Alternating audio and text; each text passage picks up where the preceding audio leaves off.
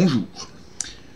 Alors je vais vous dire tout de suite, je ne prévoyais pas de vous revoir de sitôt, parce que comme je vous l'avais dit dans ma vidéo précédente, je ne suis vraiment pas au top, j'ai besoin, et j'ai toujours besoin, c'est toujours le cas, de repos, de recul, de soins, de me ressourcer, pour des raisons qui me sont personnelles et sur lesquelles je n'ai donc pas besoin de m'étendre, mais il y a des choses tellement importantes qui se sont déroulées dans les derniers jours que j'estime de mon devoir de citoyen de réagir, d'apporter ma toute petite pièce à l'édifice, parce que je ne suis vraiment qu'un tout petit pion sur un gigantesque échiquier, mais j'applique un petit peu la politique du colibri devant l'incendie de forêt. Hein.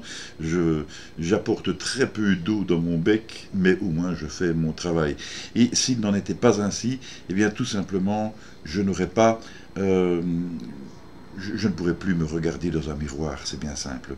Voilà, vous m'avez compris, donc je fais ici un effort conséquent pour vous entretenir de ces problèmes et vous donner mes impressions, mes idées, mon avis sur ces questions que je vais aborder avec vous dans quelques instants. Donc, vous le savez aussi, ne m'en veuillez pas trop, si il m'arrive de bafouiller, d'avoir des hésitations et tout ça, je dois encore donc veiller à me soigner.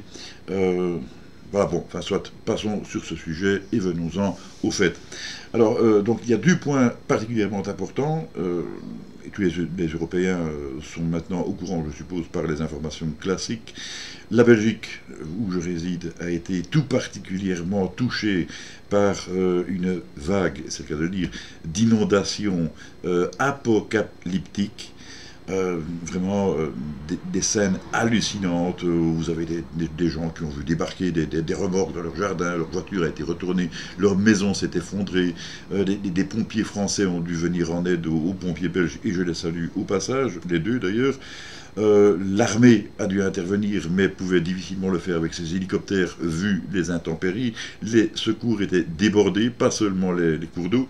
Enfin bon, une série de personnes qui se trouvent dans un désarroi incroyable, une détresse abominable, et on n'a pas fini de compter les dégâts. En tout cas, pour l'instant, déjà en Belgique, aux dernières informations, on comptait 26 morts, mais ça ne concerne pas que la Belgique, il y a également l'Allemagne, qui en compte 133 pour l'instant, et d'autres pays également. On m'a parlé de la Suisse et même de la Russie, où là je vois un peu moins le rapport géographiquement parlant, mais que soit. Les Pays-Bas, le nord de la France, enfin bon, pas mal de personnes ont dégusté, et c'est pas la joie. Ça va avoir des conséquences indirectes qui vont mériter d'être analysées, ce qu'on va faire ensemble donc par la suite. Et puis, bien entendu, il y a cette fameuse déclaration d'un certain Emmanuel Macron qui, avec son dernier discours extrêmement choquant, extrêmement glaçant, vient de confirmer, en quelque sorte, la quasi-totalité de ce qu'annonçaient depuis déjà très longtemps ceux que l'on a nommés des complotistes et qui, en réalité, méritent beaucoup plus le nom de gardiens de l'humanité. On va donc traiter de ces sujets, c'est particulièrement important. Je compte sur vous pour partager, pour vos pouces en l'air, pour vous abonner, pour participer à ce petit effort de guerre, mais aussi peut-être pour ne pas vous contenter de rester derrière votre ordinateur, même si c'est pour faire des commentaires très judicieux, c'est bien, hein, en soi c'est bien, mais peut-être que ça ne suffit pas de rester derrière son ordinateur. Bon, alors vous l'aurez sans doute compris directement, aujourd'hui j'agis en parfaite improvisation, c'est-à-dire que bon, je n'ai pas de texte comme je le fais d'habitude, parce que j'aime bien de préparer un texte qui soit quand même calculé, non seulement sur le plan de la rhétorique, de manière à pouvoir vous présenter de temps en temps des jeux de mots qui ne sont pas trop piqués des verres, mais aussi qui sont des textes qui sont étudiés sur le plan juridique, de manière à ce que je puisse éviter au maximum la censure. Mais je n'ai de toute façon pas l'intention de transgresser les règles de la communauté. Vous allez le voir, je pense pouvoir simplement ici exercer mon droit d'expression. Si ce n'était pas le cas, on pourrait déjà en tirer des conclusions. Alors donc, on va glisser directement sur le sujet du liquide et de ces fameuses inondations qui ont ravagé déjà plusieurs pays européens et pour lesquels j'évoquais la possibilité de conséquences indirectes, un petit peu à la fois prévisibles et à la fois un petit peu cachées. C'est-à-dire que, bon, donc, c'est le cas de dire, on est dans dans le cadre de précipitations, les précipitations qui tombent du ciel, c'est-à-dire la pluie. Et la précipitation dans le sens de la rapidité de l'intervention des secours, de quelque forme qu'elle se présente, que ce soit les services de secours officiels, que ce soit des pompiers ou bien des services improvisés, il a fallu aller vite. Vite parce que les personnes risquaient de mourir tout simplement. Donc, dans ces cas, on peut comprendre, je pense en tout cas, qu'il n'était pas indiqué ou qu'il n'était tout simplement pas possible de porter le masque en permanence. On pouvait le mettre au début, mais en quelques secondes, il aurait été détrempé, inutilisable, inefficace.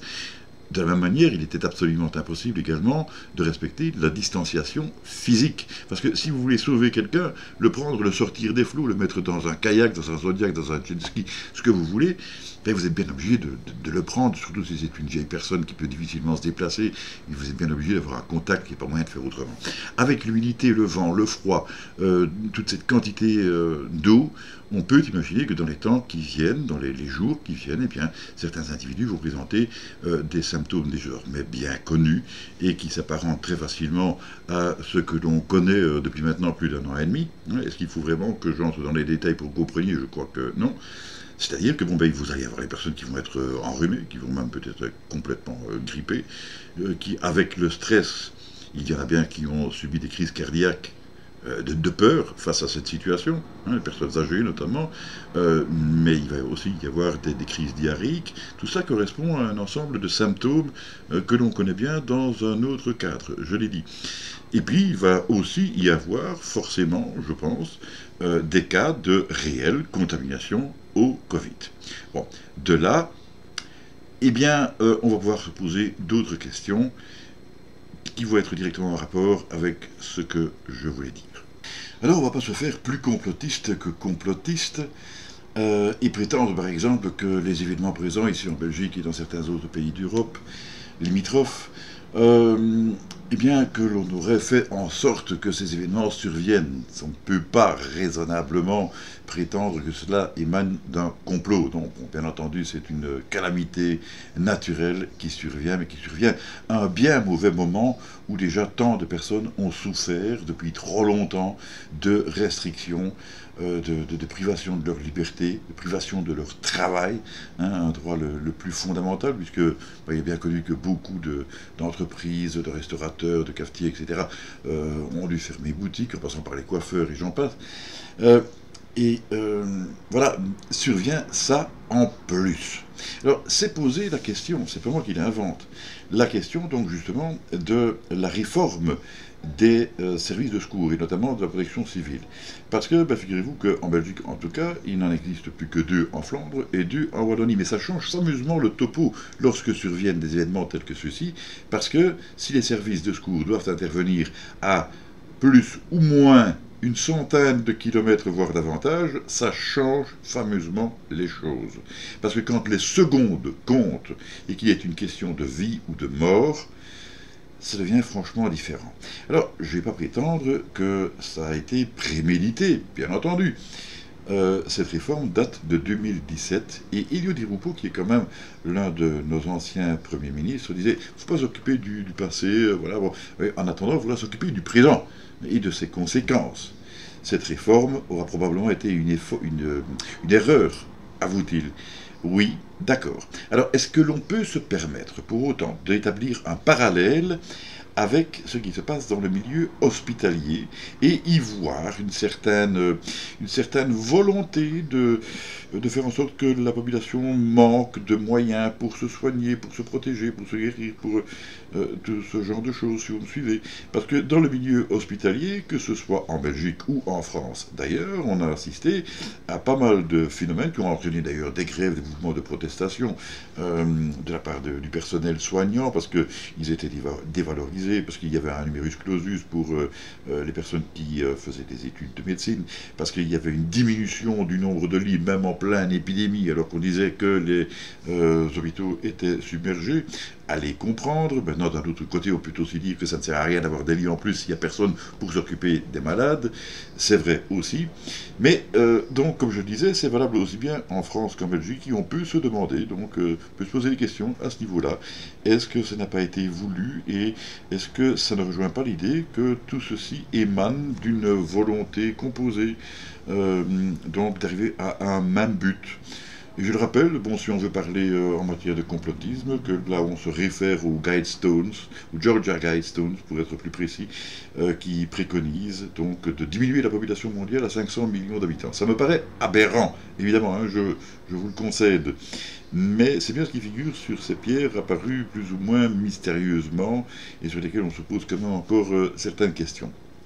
Donc voilà, ça c'est un premier sujet qui va me permettre la transition, justement, avec l'intervention d'Emmanuel Macron en France. Et vous allez me dire, bon, ça c'est que pour la France, mais il paraît quand même qu'en France, il y a 67 millions d'habitants, un peu plus qu'en Belgique où il n'y en a que 11 millions, mais il y a un autre parallèle qu'on peut effectuer tout de suite entre l'Hexagone et notre petit pays, c'est que l'on dit toujours que quand la France est enrhumée, eh bien, la Belgique tousse. C'est vrai que bien souvent, notre comportement se calque sur le modèle de nos amis français. Dans ce cas-ci, ça risque de coincer. Alors voilà, on ne peut pas y échapper en aucune façon, et de manière parfaitement contradictoire à ce qu'annonçait le président de la République française. J'ai oublié la date exacte, mais peu importe, il disait notamment donc qu'il n'était absolument pas question de rendre le vaccin obligatoire. Et en quelque sorte, quand on y réfléchit bien, il n'a pas vraiment dérogé dans son discours glaçant, horrifiant, terrifiant, qui représente une véritable claque à la figure de tous les Français. Il n'y a pas dérogé, donc, parce qu'en fait, il n'a pas rendu le vaccin obligatoire, sauf pour le personnel soignant, quitte à lui dire que voilà, si à partir du 15 septembre vous n'êtes pas vacciné, eh bien vous ne serez plus payé. Il a utilisé un autre moyen, un moyen détourné, une manœuvre, pour faire en sorte que, sans rendre le vaccin vraiment obligatoire, les gens se sentent dans l'obligation, malgré tout, de se faire vacciner. Comment? Eh bien, en leur interdisant, faute de vaccination, justement, d'accéder au café, au théâtre, au cinéma, à certains transports en commun, comme les cars, aux avions, c'est-à-dire aux voyages, et même, dans certains cas, pourquoi pas, aux surfaces commerciales. C'est vraiment complètement hallucinant. D'autant plus que, bon, ça vous oblige, et ça c'est une idée parallèle également, à vous faire, dans ce cas, livrer, mais, en utilisant Internet, en utilisant le système du web, l'informatique, et donc en faisant abstraction de toute cette fracture numérique informatique qui existe auprès encore de certaines tranches de la population. Toutes les personnes n'ont pas forcément un ordinateur chez elles, et ce n'est pas une obligation d'avoir un ordinateur. Mais là aussi, tout est fait comme si on était obligé d'en avoir. Je vous l'ai dit, je ne vais pas me casser la tête, je ne vais pas me chercher des difficultés, et d'ici quelques instants seulement, on va débattre ensemble de quelques titres que j'ai glanés de ci, de là, qui démontrent à quel point la situation est absolument hallucinante. Venons-en directement au fait. Je ne vais pas vous dire de ne pas vous faire vacciner, parce que ma vidéo serait aussitôt censurée, et ce ne serait que justice. Donc, je ne vous le dis pas, hein, on est bien d'accord. Mais je ne vais pas non plus vous dire de vous faire vacciner, parce que, jusqu'à preuve du contraire, cette décision vous appartient toujours. Vous êtes libre. Oui, mais comment êtes-vous libre, et pour combien de temps encore? Cette question-là aussi se pose. Vous êtes libre, point d'interrogation. Libre en évoquant la traque des non-vaccinés comme s'ils étaient des parias, des criminels face à la population. Voilà pour l'égalité au pays de l'égalité. Vous êtes libre en évoquant des sanctions de 45 000 €. Où est-ce qu'on a été chercher ce chiffre? 45 000 €. Je ne sais pas si vous imaginez, moi je ne vais pas les sortir. J'espère pour vous que c'est le cas, mais ça m'étonnerait que vous le fassiez de gaieté de cœur. Et vous avez bien entendu 45 000 € pour les contrevenants. À condition bien sûr que la loi passe, mais je ne me fais pas trop d'illusions à ce sujet-là. En attendant qu'elle passe, Macron a réussi un grand coup. plus d'1 million de Français sont passés à la picouse, si je ne m'abuse, si je ne me trompe. Certains afin de s'assurer des vacances au soleil, et ça je peux tout à fait comprendre, surtout après 1 an et demi et même plus de privation et de restrictions.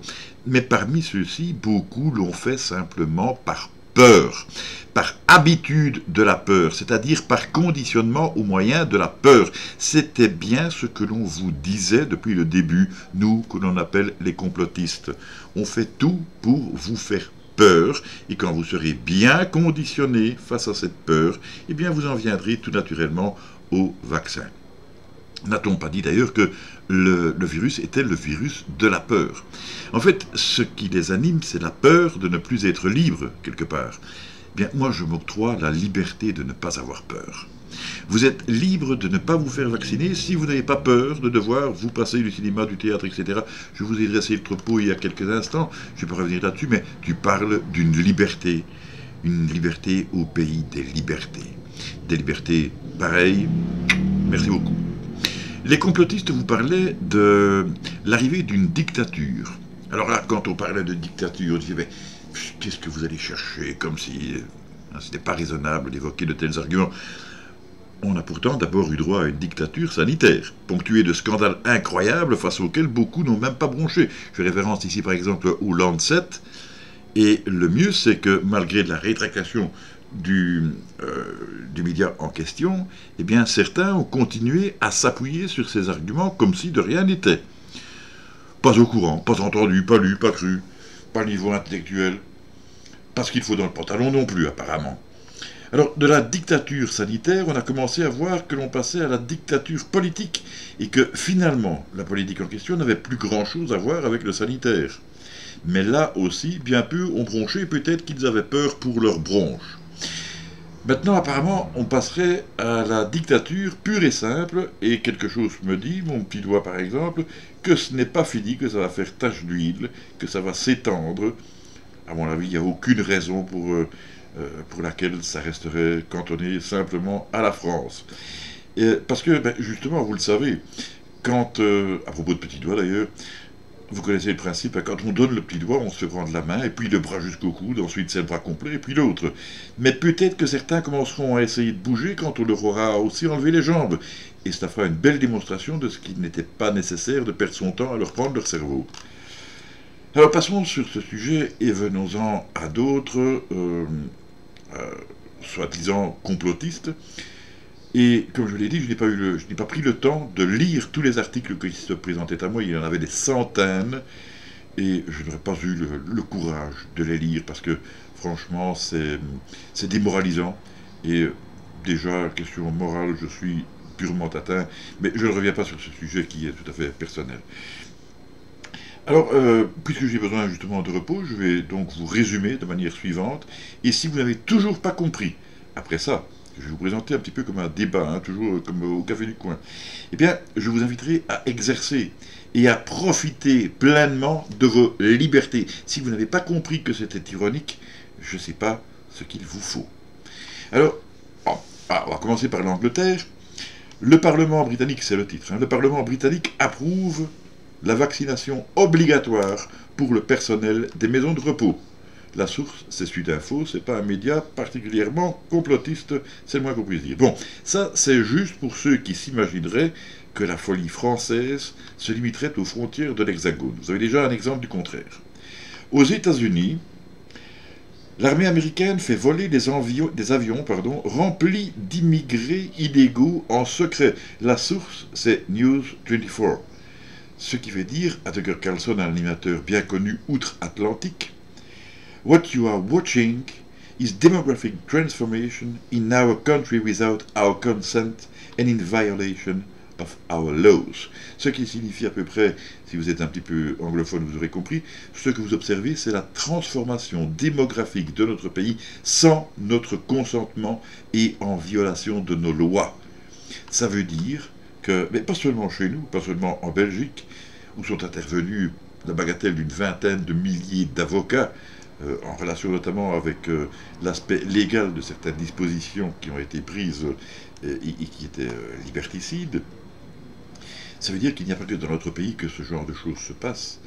c'est pratiquement au niveau mondial. On se moque complètement donc, de l'aspect légal, du consentement des lois. Hein. Bon. Alors tout ça c'est vraiment super. Est-ce qu'on n'avait pourtant pas prétendu qu'une partie de la pandémie aurait été provoquée par des migrants? C'est un point d'interrogation, hein, donc je remarqué, encore une fois, ce n'est qu'une question et ce n'est pas une affirmation. Donc juridiquement inattaquable. En Belgique, pour revenir plus près de chez nous, la réforme de la protection civile, je vous en ai parlé tout à l'heure, donc 11 millions de Belges seront mal protégés. J'ai déjà débattu du sujet. On va voir les sujets suivants et il y en a quelques-uns. Vous allez voir, c'est absolument hallucinant. Alors ici, pour la suite de cette présentation, il va me falloir faire quelques petits chipotages parce que je vais devoir regarder quand même les articles pour pouvoir vous en parler. Donc, vous excuserez, je l'espère, les petites interférences. Je prends ici, par exemple, le journal du dimanche. Je vous mettrai le descriptif ci-dessous. Hein, donc, je veux dire, je vous mettrai le lien dans le descriptif ci-dessous. Le titre c'est Covid-19, ce que l'on sait du variant lambda, désormais présent dans 29 pays. Je vous lis que le début. Détecté en août 2020 au Pérou, le variant lambda du Covid-19 n'est pas encore considéré comme inquiétant par l'OMS. Bon, tant mieux, au moins on sait qu'il y a quelque chose qui n'est pas trop inquiétant. Il est toutefois présent dans 29 pays. Là, bon, donc on axe sur le nombre. À défaut d'être réellement inquiétant, il est présent dans 29 pays. En position majoritaire dans certains d'entre eux. Les explications de Tara Heur, spécialiste en sciences biomédicales à la Birmingham City University. Alors, le variant lambda. Eh bien, donc, allons-y. Alpha, bêta, gamma, delta, epsilon, zeta, eta, theta, iota, kappa, lambda, mu, nu, xi, omicron, puro, sigma, tau, epsilon, phi, psi, oméga. Je connais encore mon alphabet grec, de l'alpha à l'oméga. Ça me rappelle quelque chose, ça c'est au niveau biblique. Mais ça veut dire quoi? Ça veut rien dire en fait. Hein. Ça veut surtout dire, à mon avis, que on a le delta, on a le lambda. Avant que ce soit le delta, c'était l'indien. On a eu l'anglais. Bon, bref, dans mon esprit, ça veut surtout dire que tant qu'ils ne sont pas arrivés à leur taux de vaccination, ou à la vaccination donc, pour tous, au moment où on serait arrivé au 100% requis, hein, alors qu'au départ on parlait de 70 à 80% de la population, eh bien on va trouver autant de variants qu'il sera nécessaire pour en arriver, en plus des dispositions macroniennes, donc à ce que toute la population soit vaccinée. Donc là on est finalement loin d'une liberté. Bon.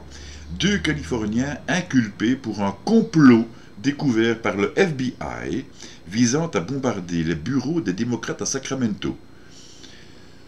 Alors, bon, là je ne sais pas ce qu'il en est. La seule chose que je conclus, c'est que on parle donc de 2 Californiens qui ont été inculpés pour avoir donc comploté. On nous a traités, nous, de complotistes. En nous disant que ce qu'on disait c'était de l'invention. En fait, les complots ça n'existe pas, quoi. Hein, sauf que ici, bon apparemment, on voit que ça existe bel et bien. Sinon, pourquoi ces 2 Californiens-là auraient-ils été inculpés? Bon, ce n'est qu'un exemple parmi tant d'autres, bien entendu. Chacun devrait savoir que tout le monde, il n'est pas beau, tout le monde, il n'est pas gentil. Des complots, il y en a, des dérives, des pots de vin, de la corruption, il y en a à peu près partout. C'est hallucinant. Forcer les soignants à se faire vacciner, une fausse bonne idée. Tel est le titre que je peux lire dans ici cet article qui émane du journal Le Soir. C'est aussi un journal belge et qui n'est pas du tout complotiste, qui se pose donc la question de savoir si le fait de forcer les soignants à se faire vacciner serait une fausse bonne idée. Je vous laisse le soin, donc ça figurera également dans le descriptif ci-dessous, de lire la suite de l'article par vous-même, mais je vous avertis tout de suite qu'on ne s'est pas arrivé au bout parce que le texte finit par s'estomper, le reste est réservé aux abonnés. En titre suivant, qu'avons-nous? Ça émane de TDN, ou TDN si vous préférez. Le vaccin Pfizer au cœur d'une nouvelle polémique, contient-il du graphène? Là aussi, c'est une question. Hein. Donc les journalistes utilisent le même système que moi pour se dédouaner de la possibilité de la censure. Ce n'est pas une affirmation, c'est une question. Contient-il, le vaccin Pfizer, du graphène. Le graphène, c'est toxique. Le problème, c'est que ça provient donc d'une personne qui apparemment connaît son sujet, mais qui évoque donc 99% de graphène dans le vaccin Pfizer. Ça paraît effectivement beaucoup, et là peut-être bien, probablement même, s'agit-il d'une fausse information, mais toujours est-il que, en tout cas, certains se sont posé la question, et je suppose que ce n'est pas par hasard. Le problème, c'est qu'on n'est toujours pas au courant non plus de la composition exacte du vaccin, pas moi en tout cas. Hein. Bon. Alors, autre chose, ici c'est de Ouest-France. Covid-19, en Chine, des millions de personnes non vaccinées se trouvent exclues de la société. Pas mal non plus. Vous imaginez, en Chine, mais il faut se représenter le topo, hein. En Chine, bon, c'est pas comme en Belgique, c'est pas comme en France, hein, quoique la France commence à y ressembler, mais en Chine, on est directement dans une dictature, un régime fort, où les gens ont le droit de respirer à condition d'en faire la demande au préalable en 3 exemplaires et avec l'autorisation de leurs parents, même s'ils ont 89 ans. Ici, donc, maintenant, les personnes qui ne seront pas vaccinées seront exclues de la société. Hein. Là, on prend un exemple qui est vraiment représentatif de la réduction en esclavage de la population telle que nous, les complotistes, nous l'évoquions. Je passe à un article suivant, et chaque fois je dois scroller. Coronavirus. L'OMS, ah bon, ça émane, je dois agrandir la page, je vous prie de m'excuser. Info, société. Ah, tiens, je ne trouve pas la source exacte. Ah ben c'est la RTBF, donc ça émane de la Belgique également. Donc, coronavirus, l'OMS demande un contrôle des laboratoires en Chine pour déterminer l'origine de la pandémie. Oh là là! Comment se fait-il que la RTBF ose poser cette question? Cette question qui, il n'y a pas si longtemps, si jamais on avait le malheur de la poser, risquait déjà de causer des problèmes de censure. Hein, il était évident que ça émanait donc d'une sorte d'hybridation entre le pangolin et la chauve-souris. Ici, maintenant, on demande un contrôle des laboratoires pour déterminer l'origine de la pandémie. Vous voyez que, quand même, alors que ça, c'est une question que les complotistes se sont posées dès le début. Hein. Je me souviens l'avoir fait dans mes toutes premières vidéos. On passe à la vidéo suivante. Là, c'est Néozone. Même chose, donc je vous mets toujours les références dans le descriptif ci-dessous. Modification génétique, l'OMS ne veut pas de surhumains. Qu'est-ce que ça vient faire là-dedans? On va se poser la question, on va juste lire le début. Face au rythme impressionnant du développement de la médecine génétique, l'OMS a établi de nouvelles règles éthiques. L'objectif est d'éviter la création de surhommes qui pourraient avoir de graves conséquences pour les générations futures. Modification génétique. Ça vous dit quelque chose? Je ne sais pas si vous faites le rapprochement. Bon, je ne vais pas insister sur le sujet. Hein. Vous devriez être intelligent assez que pour pouvoir voir ce qui semble se cacher là derrière. Je reste prudent dans mes expressions à dessein, vous m'avez compris. On est dans le Figaro. En Angleterre, on revient en Angleterre. Alors ça c'est pas mal, hein, c'est pas mal. Même vaccinés, les Britanniques venant de France devront observer une quarantaine. Waouh! À ce moment-là, est-ce qu'on n'est pas en droit de se poser la question? C'est une double question. Est-ce qu'on est en droit de se poser la question de l'utilité du vaccin? Donc, non seulement, déjà, en France, on est pratiquement obligé de se faire vacciner, mais malgré tout, même encore vacciné, si on veut aller en Angleterre, on doit encore... Pourtant, est-ce que l'Angleterre n'est pas l'un des pays les plus vaccinés? Ça aussi, c'est une question. Hein. Donc, essayez de trouver la logique là-dedans. Et si vous ne voyez pas un système qui impose de plus en plus, qui resserre de plus en plus les taux vers une dictature, une réduction de la population en esclavage, je ne sais pas ce qu'il vous faut comme autre exemple. Hein. Moi, je suis halluciné, franchement. La Libre, on est de nouveau en Belgique. coronavirus dans le monde, une personne sur 95 contaminée en Angleterre, retour du couvre-feu à Barcelone. Ben tiens, je vous parlais donc de l'Angleterre, un pays qui est très vacciné apparemment. Eh ben, malgré tout, quand même, une personne sur 95 contaminée en Angleterre. Et retour du couvre-feu à Barcelone. C'est bien, c'est joli tout ça. Hein. Ça inspire. Et le dernier que j'ai ici, c'est de l'Agoravox. Comment parler aux complotistes. Ça va faire sujet d'un autre petit débat, parce qu'il est question ici de zététique, et notamment d'une intervention donc de la Tronchambier, qui a traité les complotistes de cons, mais de manière tellement répétitive que ce texte était à vomir. Malheureusement, je ne peux pas vous le passer en petits articles et intervenir à chaque fois, parce que ça ferait énormément de travail et j'ai envie de m'épargner cette tâche. Je ne peux pas décemment vous le mettre en fiche de suggestion non plus, parce que c'est trop, comment vais-je dire, c'est trop représentatif d'un mouvement. Si vous voulez, je vais essayer d'expliquer le fond de ma pensée.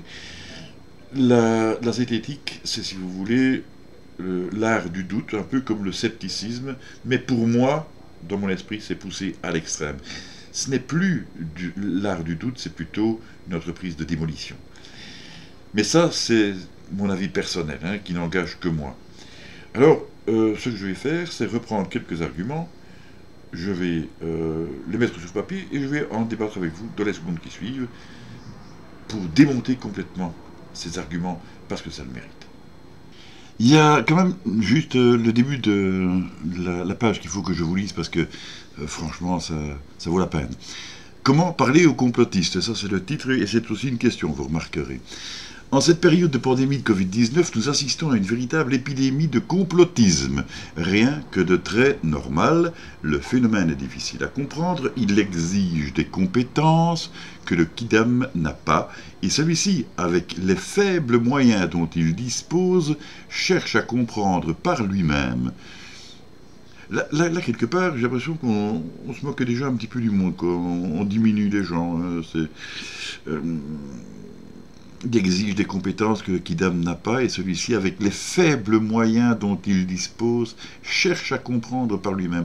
Alors souvent, je continue, il pense mal, il pense n'importe comment, et en plus, il est souvent arrogant dans sa bêtise. Conforté par des figures d'autorité, c'est un argument classique de la zététique, qui s'avèrent être de parfaits désinformateurs. Il faudra voir de qui l'on parle, là, hein, parce que quand même, de quoi agacer les esprits plus éclairés, mieux formés, complexe de supériorité, hein, ici, plus en phase avec les avancées de la science. Faut-il pour autant dire aux complotistes que ce sont des cons? C'est marqué, hein, ou prendre davantage de pincettes et faire preuve de bienveillance. Parmi les zététiciens, les avis divergent. Bon, ben, heureusement, comme ça, il y a peut-être quelques voix différentes. Je vous lis encore ceci, et puis après, on en vient au débat. Les complotistes sont-ils complètement cons? Vous allez voir, ça va revenir souvent, hein, ce terme. C'est pas moi qui... Oui, c'est moi qui le dis, mais je ne fais que le lire. Et ça émane, entre parenthèses, de la Tronchambier. C'est pas une insulte, c'est comme ça qu'il se présente, c'est pas de ma faute. Voilà, bon. Chacun se présente sous le nom qu'il veut. Et il dit, j'ai écouté Warner, Perron, Boutry et compagnie sous les hurrahs des anti-masques et anti-vasques ordinaires devenus conspis du Covid. Une question se pose, peuvent-ils être aussi cons que les propos qu'ils profèrent le laissent supposer? Eh bien, probablement pas, et c'est une bonne nouvelle, mais il serait temps que ces cons s'en rendent compte. Ça fait effectivement beaucoup de cons dans cet article, et je m'excuse pour le vocabulaire, mais bon, c'est eux qui le disent. Alors bon, moi j'ai envie de poser une question style zététique à ce zététicien. C'est-à-dire que bon, donc je vois par exemple qu'il prend à partie Martine Warner, Christian Perron et M. Boutry pour des cons, finalement. Hein. Alors que bon, Martin Bonner est quand même député du Bas-Rhin, si mes souvenirs sont bons, et aussi, mais surtout, médecin psychiatre. Christian Perron, je pense qu'il est bien connu pour être médecin également, médecin hautement qualifié. Hein. Boutry, bon, de ce côté-là, je dois avouer mon ignorance, mais en tout cas, il y a une question qui se pose directement. Monsieur de la Tronche-Ambier, vous qui critiquez des gens comme psychiatre ou bien un médecin hautement gradé, je vais dire, vous-même, donc, de quelles compétences médicales disposez-vous? Ce serait peut-être bien d'être sur un pied d'égalité, comme ça, à ce moment-là, on pourrait dire, voilà, c'est quelqu'un qui sait aussi de quoi il parle et qui s'oppose à quelqu'un qui est sur le même niveau que lui. Bon, moi, j'ai toujours joué les cartes sur table. Je vous ai toujours dit, je ne suis pas médecin. Bon, je dispose, oui, d'accord, par mon comportement d'autodidacte de certaines connaissances assez importante en matière de médecine, mais je ne suis pas médecin, je suis encore moins épidémiologiste, je ne suis pas non plus virologue, etc., puisque déjà je ne suis pas médecin.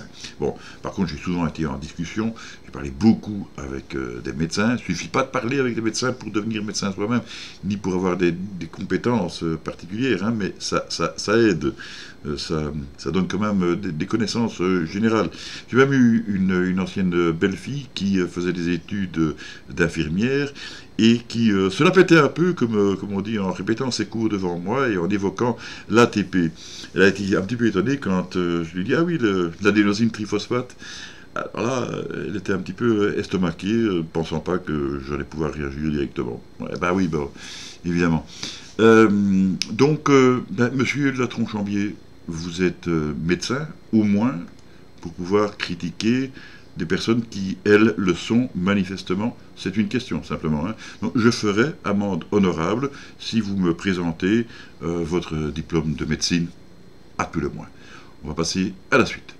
Voilà, alors j'ai lu cette vidéo qui dure un peu plus de 13 minutes, j'ai pris des notes, il va falloir que je les lise, et donc il y aura des interférences que vous savez, et encore faudra-t-il que je puisse me relire parce que j'ai dû écrire vite, tellement il y a d'arguments. Bon, je vais passer une bonne partie de cette vidéo où l'interlocuteur ne cesse de débiter des insultes à l'égard des complotistes. Vous avez pratiquement tout un dictionnaire, donc ça, je vais vous en faire grâce. Mais je vais commencer par ceci. D'abord, il traite Martine Bonner de pourvoyeuse de fake news sur la pandémie depuis plus d'1 an. Depuis plus d'1 an, effectivement, oui, puisque maintenant on en est déjà au 7e mois de la 12e année, donc de la pandémie. Pourvoyeuse de fake news. Ah ben oui, dites donc, de quoi parle-t-on exactement? Ah, peut-être de cette intervention donc de Martine Bonner, je ne sais plus si c'était au Sénat ou peu importe, mais c'était en tout cas face à Jean Castex, et face auquel Martine Bonner donc évoquait le recours éventuel à un traitement précoce que je ne citerai pas, mais que vous voyez probablement de quoi je vais parler. Ce nom-là a été très longuement sur toutes les langues. Et alors on a la réponse absolument hypocrite, mais d'une hypocrisie crasse de Jean Castex, qui disait à peu près ceci: « Je ne vois vraiment pas de quoi vous voulez parler avec ce traitement précoce. » Comme si c'était vraiment le dernier des ignorants, le dernier des imbéciles qui a raté une guerre, qui est au courant de rien et qui est pourtant supposé s'occuper de la santé de 67 millions de personnes. Excusez du peu. Alors, bon, je ne vais pas dire que le traitement en question pourrait être efficace à 100% contre la Covid, parce que ça, ce serait très dangereux vis-à-vis des règles de la communauté. Et vous remarquerez d'ailleurs que je n'ai cité aucun traitement. Mais je veux dire quand même que peut-être, et donc c'est une hypothèse seulement, que si on l'avait essayé autrement que par des études biaisées, voire frauduleuses, en respectant la posologie et la chronologie, la précocité donc de l'administration de ce qui finalement est une bithérapie, eh bien peut-être que l'on ne serait pas arrivé à guérir les patients en question, mais que l'on aurait contribué à désengorger le milieu hospitalier, entraînant donc une diminution de la peur du citoyen en général, ce qui était défavorable évidemment au plan préalablement conçu. Christian Perron a été, ici par toujours la Tronchambier, vertement qualifié, c'est le moins que l'on puisse dire, et critiqué, et la Tronchambier donc cite l'exemple dans lequel il est interviewé par Morandini, lequel lui demande qui sont ces fameux artisans de ce grand complot, complot mondial, et à cette question, Christian Perron ne peut pas vraiment répondre. C'est vrai qu'il patauge un petit peu, il cafouille, il botte en touche, mais il y a des raisons profondes là-dedans. Ce n'est pas de l'ignorance de la part de Christian Perron. Il sait très bien, au contraire, que ce n'est pas si facile de désigner les responsables, les personnes qui tirent les ficelles de ce grand complot. Parce que s'il n'y en avait qu'une, ce serait facile. Bon, évidemment, on pourrait dire que c'est le diable, mais ça va donner de l'eau au moulin donc des esthéticiens. Si l'on parle du diable, vous pensez bien. Mais il y a un autre problème, parce que si l'on cite des noms, on risque de s'exposer à une accusation en diffamation et d'avoir des problèmes au point de vue juridique. Donc il ne peut pas citer ces noms. On peut se faire, comment je vais dire, assez vague et évoquer certaines élites qui évoluent sous le couvert, par exemple, de certains mouvements philanthropiques. Hein, alors que si l'on remarque ce qui se passe derrière, c'est quand même beaucoup moins glorieux. Quand on voit que la personne finance d'autres organisations qui elles-mêmes interviennent de manière à biaiser également donc la réalité de la pandémie. Alors, je ne prétends pas qu'il n'y a pas de pandémie, hein. Il y a bien une pandémie, sauf qu'elle n'est peut-être pas présentée en parfaite conformité avec sa réalité pragmatique. On va dire ça comme ça. Alors bon, je vous avais dit tout à l'heure que Boutry, ça me disait rien. Ben non, si, ça m'est revenu. En fait, il s'agit de Richard Boutry, que l'on voit parfois donc sur France Soir, et qui évoque le diable parce qu'il est croyant, ce qui est quand même encore, jusqu'à preuve du contraire, son droit le plus strict. Non seulement il croit en ce qu'il veut, mais en plus, dans nombre de ses vidéos, il interroge, il interviewe des sommités réelles mondiales. J'en profite pour répéter ma question à la Tronchambier. Disposez-vous seulement d'un diplôme de médecine pour pouvoir vérifier. Quant à Christian Perron, j'ai oublié de signaler une chose, c'est qu'il a écrit, entre autres, « Y a-t-il une erreur qu'ils n'ont pas commise ?» Et ce livre, très bien écrit d'ailleurs et agréable à lire, je l'ai lu. Par contre, malheureusement, je n'ai pas lu le deuxième exemplaire, le deuxième tome, mais tout y est référencé, tout y est vérifiable, contrôlé. Il n'y a pas d'accusation diffamatoire. Le livre n'a pas été retiré du commerce, il n'a pas subi d'attaque particulière, il n'y a pas eu de dispositions juridiques qui ont été entreprises à son égard, et donc, en quelque sorte, c'est un aveu implicite. Alors bon, il parle également de maître Carlo Alberto Brusa, qui en fait, bon, comme son nom l'indique, est un avocat, et qui lui s'occupe de matière légale. Donc alors, monsieur la Tronchambier, est-ce que vous avez aussi un diplôme, est-ce que vous seriez aussi docteur en droit, et spécialiste des questions légales en matière sanitaire, est-ce que vous auriez aussi oublié par exemple Fabrice Divisio? Bon, hein, je ne sais pas, c'est des questions comme ça, en l'air, hein, quoi, mais bon... Alors bon, dans le reportage en question, donc, il reproche également donc, à ce que les manifestants de Nancy, il fait dégager ceux de l'UNICEF qui étaient là, en fait, pour informer sur la vaccination et récolter des fonds pour sauver des vies. Bon, d'accord, on va dire, c'est une manière très cavalière de procéder, et là on pourrait dire que ce qu'ils ont fait ne serait pas correct. Cependant, bon, il va falloir voir la suite de l'idée quand même. Il pose également la question, enfin, il évoque Martine Bonner comme une anti-vax qui ne se prétend pas anti-vax. Et là, il y a un problème de terminologie. C'est dommage pour un zététicien qui se prétend pointu, hein, proche de la signification des mots, etc. Effectivement, bon, Martin Warner, comme je vous l'ai dit, est médecin et psychiatre. Il est très rare qu'un médecin soit anti-vax. Ça irait un petit peu à l'encontre du principe même de la médecine. Pasteur, etc. Mais il y a une autre raison. Elle n'est effectivement pas anti-vaccin. Peut-être parce que le mot vaccin n'est pas approprié en la circonstance.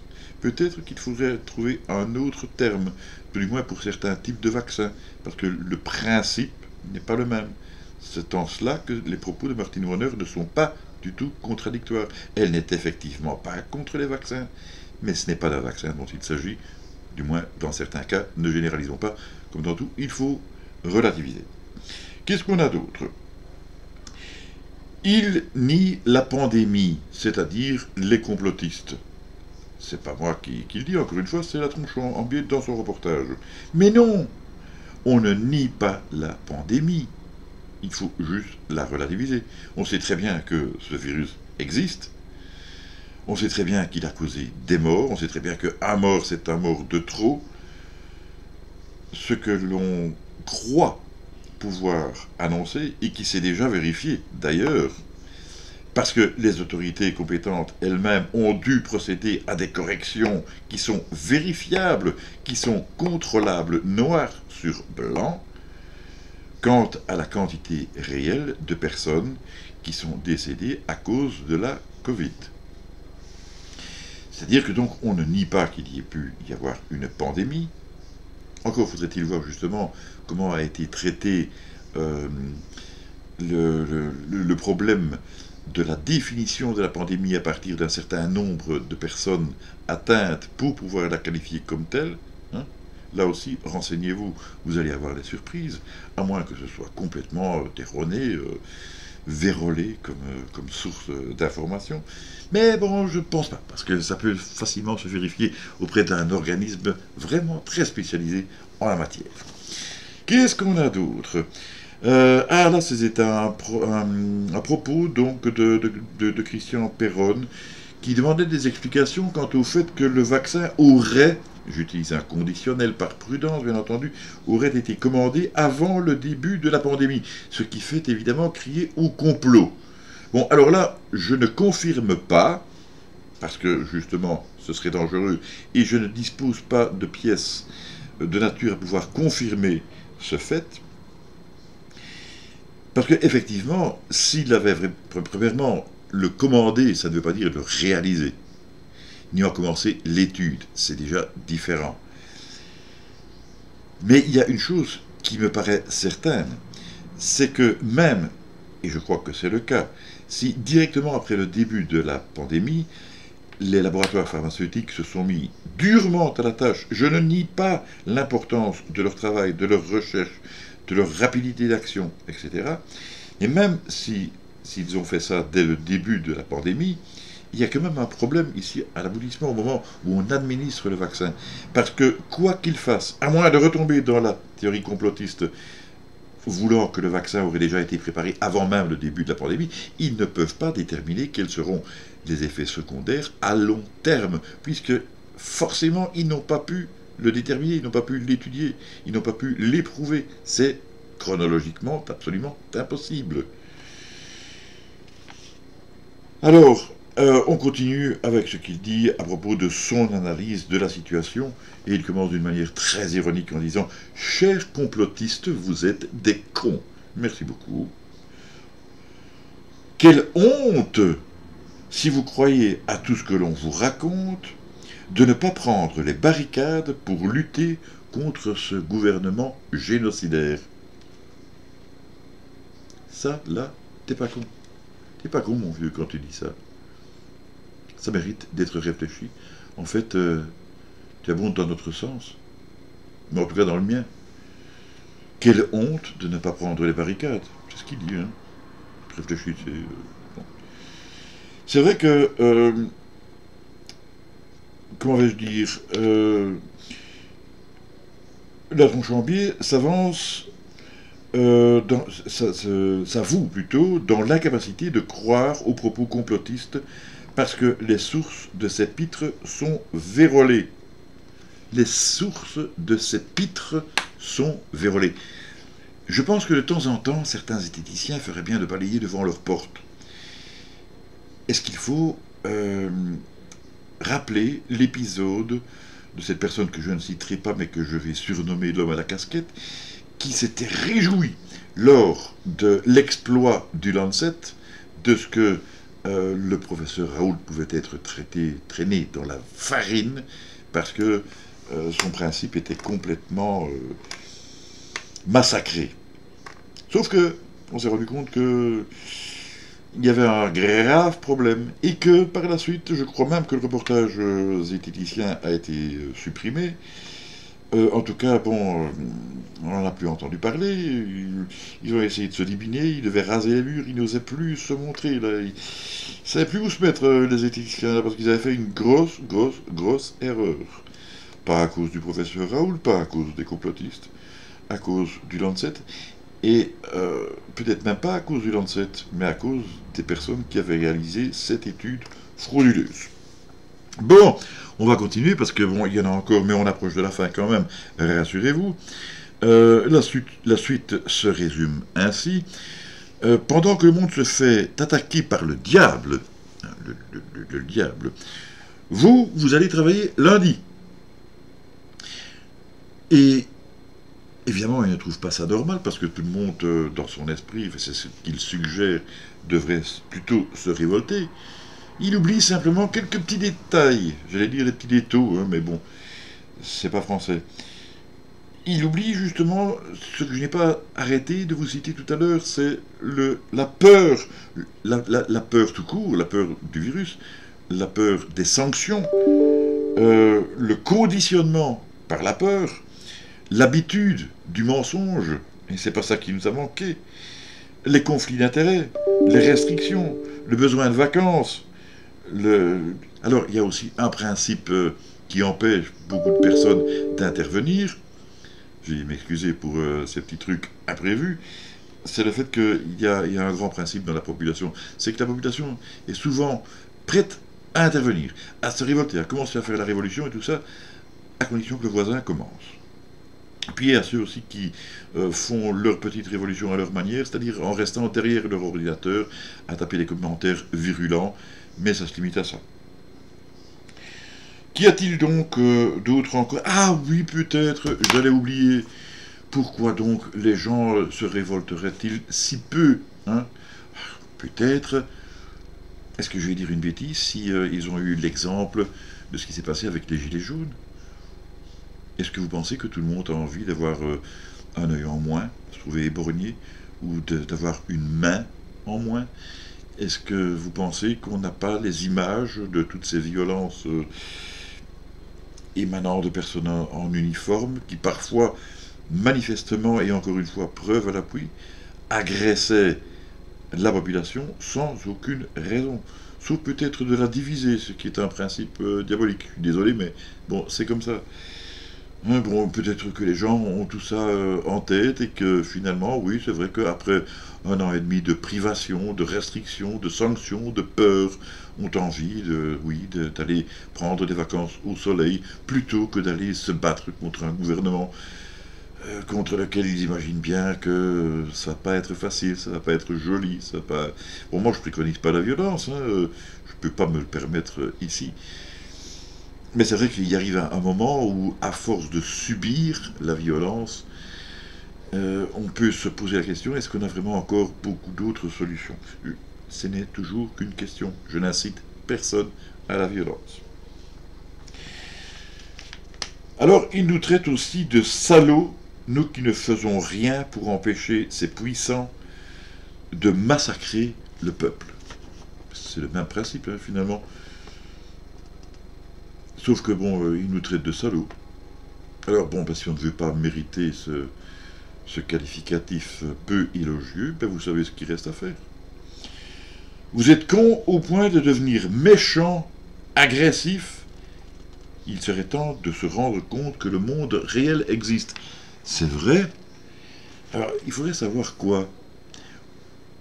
Il faudrait se mettre d'accord. Parce que d'un côté, tu nous accuses de ne rien faire, de rester inactif, passif face à une situation de danger grave, et de l'autre côté, tu nous reproches de devenir méchant et agressif.